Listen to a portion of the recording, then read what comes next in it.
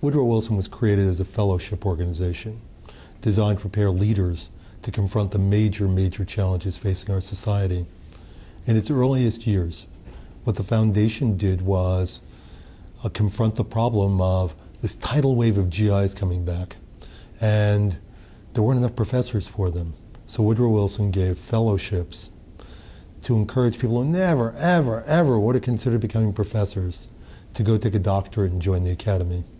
After that, there were programs for underrepresented groups, women, people of color.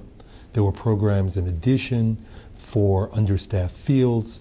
There were programs for the really hard spots in academic careers. There were also programs for the creation of early colleges and programs for professional development of teachers. I arrived about 4 years ago and focused on the issue, thinking the largest issue we were facing today was the achievement gap in American education.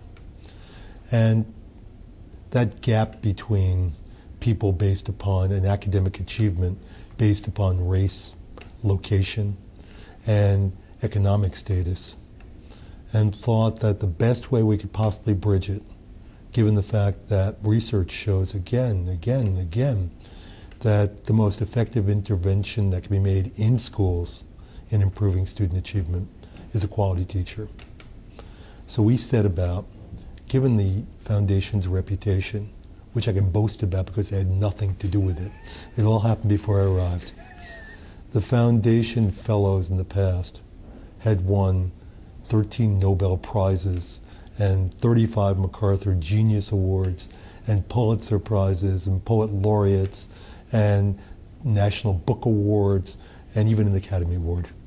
You name the award, somebody won it.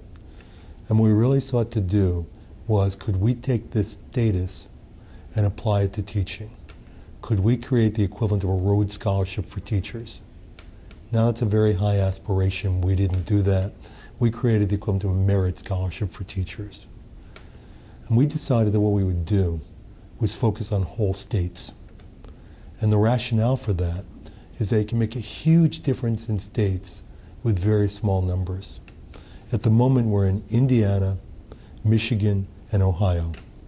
Well, it turns out we are preparing 120 math and science teachers a year for Michigan, which didn't seem like a very large number to me, but it'll fill every vacancy in Detroit, Grand Rapids, Kalamazoo, Benton Harbor, and Battle Creek. Small numbers make large differences. The other thing states permit is they have the same rules for certifying teachers for all candidates and for approval of programs at universities to prepare teachers.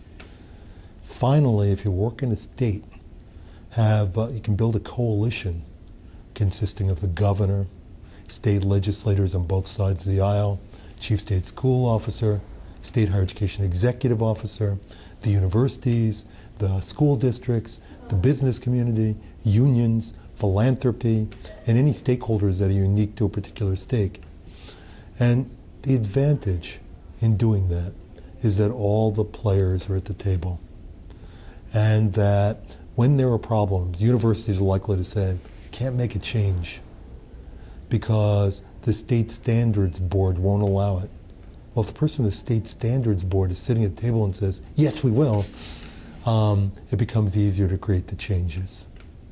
It also means that once you create this group, there's not the problem that traditionally accompanies innovation, which is that one person leaves and the innovation ends.